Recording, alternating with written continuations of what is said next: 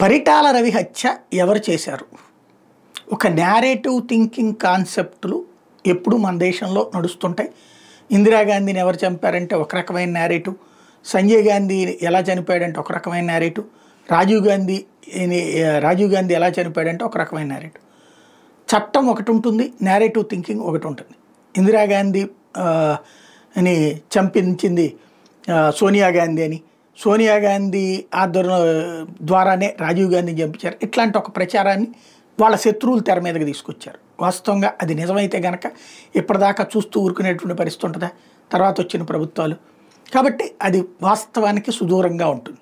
సరే, తెర వెనకాల ఏమైనా జరిగితే అది భవిష్యత్తులో ఇప్పుడు రాసిన వాళ్ళు ఎవరిదాన్ని ఉంటే దాన్ని బేస్ చేసుకుని భవిష్యత్తులో రాయబోయే చరిత్రలో తెలియాల్సిందే తప్పించి ప్రస్తుతానికి అట్లాంటిది ఏం లేదు. అట్లాగే నడుస్తుంటే ప్రతి అంశంలో కూడా. ఇప్పుడు పరిటాల రవి మర్డర్ జరిగినటువంటి సందర్భంలో జేసీ దివాకర్ రెడ్డి కుటుంబాన్ని టార్గెట్ చేశారు. ఆ రోజున పరిటాల సునీత జేసీ దివాకర్ రెడ్డిలో చేశారన్నటువంటిది. అయితే అప్పట్లో అరెస్ట్ అయింది తోపుదుర్తి సోదరులు అన్నమాట వాస్తవం.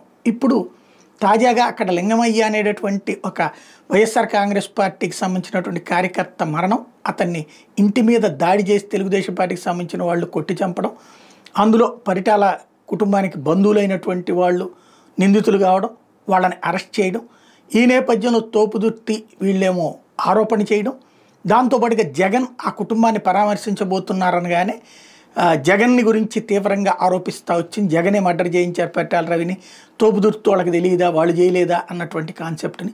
దాంతో ఇప్పుడు తోపుదుర్తి ఏమడుగుతున్నారు, ఆ రోజున జేసీ దివాకర్ రెడ్డి పేరు చెప్పారు, ఇప్పుడు వాళ్ళతో కలిసి సాగుతున్నారు, మధ్యలో మమ్మల్ని తీసుకొస్తున్నారు అన్నటువంటి పాయింట్. ఇంతకీ పరిటాల రవి హత్య ఎవరు చేసినట్టు, ఎందుకు చేసినట్టు, ఎప్పటికీ అదొక సస్పెన్సే. ఎవరి కాన్సెప్ట్లో వాళ్ళు మాట్లాడుకునేది నడుస్తూనే ఉంటుంది.